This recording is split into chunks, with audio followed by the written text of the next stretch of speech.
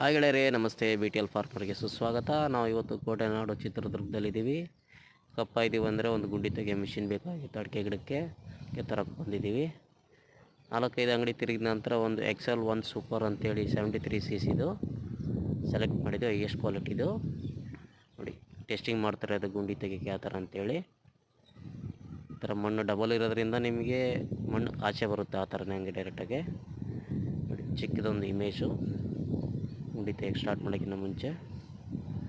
ಆನಂತರ ಗಿಡ ಎಲ್ಲ ಒತ್ತಿಕ್ಕೊಂಬಿಟ್ಟು ಗುಂಡಿ ಹೊಡಿಯೋಕ್ಕೆ ಸ್ಟಾರ್ಟ್ ಮಾಡ್ತಾಯಿದ್ದೀವಿ ನೋಡಿ. ಈ ಥರ ಸ್ಟಾರ್ಟಿಂಗ್ ಮಾಡ್ತಾರೆ ಗುಂಡಿ. 6 ಇಂಚ್ ಬಿಟ್ಟಿರೋದು ನಿಮಗೆ ಒಂದು 5.5 ತನಕ ಹೊಡಿಬೋದು ಆರಾಮಾಗೆ. ಅಡಿಕೆ ಗಿಡ ಹಾಕಿದ ನಂತರ ಈ ಥರ ಇಮೇಜ್ ಕಾಣ್ತಾಯಿದೆ ನೋಡಿ.